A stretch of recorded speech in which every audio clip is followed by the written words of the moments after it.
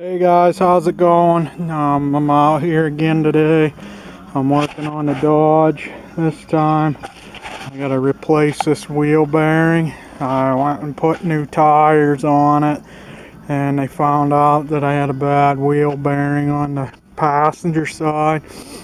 I wish I would have just changed them both at the same time, because I already had to change the one on the driver's side.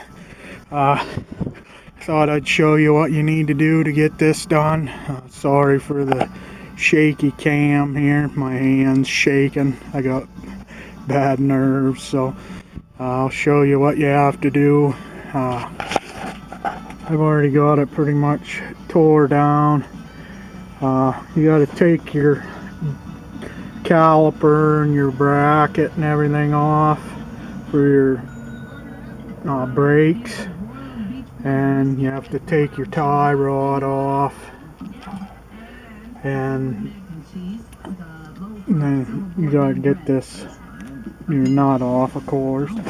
But my rotor was stuck on here, so I had to take and heat the flat surface there, and it popped right off. I beat the hell out of it, couldn't get it off. I had to do that.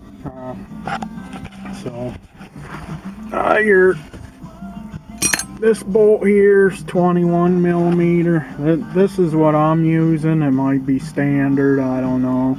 That's what I got, so that's what I'm using. I'm using 21 millimeter for that bolt. I believe these are the same. I'll have to look. And these bolts here are for this, and I believe them are 21 millimeter too. Let me check. Yep, those are 21 millimeter also. So, and you got these hold your caliper to your bracket over there, and I'm not even sure what size those are. I think they're 13. We'll look here.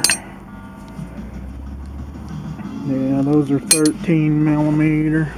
So I got all that tore apart. I haven't unloosened this yet here, because I'm trying to get this. That nut there is 1 3/8. I just bought that big ass kit from Tractor Supply for 70 bucks, because I don't have anything that big, and I figured, hell with it, I'd just buy the kit since it was that inexpensive, and then I'll have it, because I'm sure I'm gonna have to do this again. So I'm gonna do that. I'm gonna take this nut off here. This thing's been fighting me like crazy. Oh, excuse me.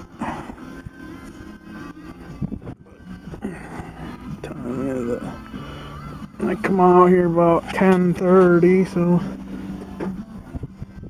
I'm out here for about an hour and 20 minutes fighting with this thing. So I'm gonna try and get this off, and I want to change that shock there too, hopefully.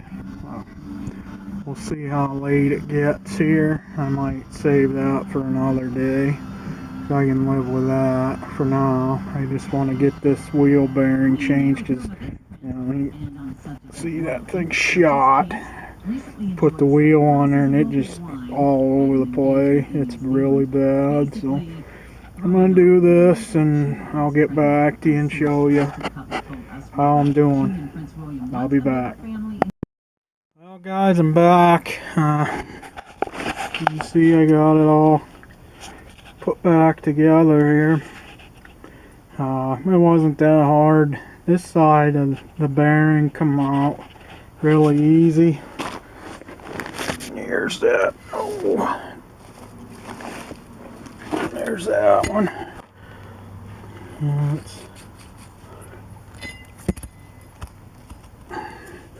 It's shot. And there's that one. It's all put in. I got everything put back together except for the rotor and stuff. I gotta go to my house and get my brake cleaner to get the penetrating oil off my rotor. And then I got some anti-seize on my brake pads. I want to get that off there before I put it all back together. But I did try to get that strut out. I had a hell of a time getting that bottom bolt out there. I did finally get it out, but when I went to get the top ones off, I was just rounding them off. I don't have a good enough wrench to get in there, so I'm probably gonna have to either put some holes in up here. Helps if you show. Put a couple holes in up here above them so I can get down on top of it and use a socket or something, because I can't. Hopefully I can do that. I might have to take this plastic piece out and use vice grips to get them off, and use new nuts when I put the new one on. But I did have the new shot out and everything, but I just can't get it off, so that'll have to be another day. I'm really not too concerned about it because it's been that way this long. It ain't gonna hurt it to last a little bit longer that way. It is a little, these struts are pretty much shot, so, but they're not leaking, so I'm not gonna worry about it right now. But that's all you gotta do, and you just put your bracket, put your rotor back on. What I'm gonna do is anti-seize this whole front piece here, and then put my rotor back on. That way when I go to pull it back apart at any time, it should pop right off. It shouldn't stick to it like that did. That was pain in the butt. So, but that's all you gotta do. And once you get your brakes back on, just put your tire back on. You're good to go till they start crunching again. So thought I'd show you that.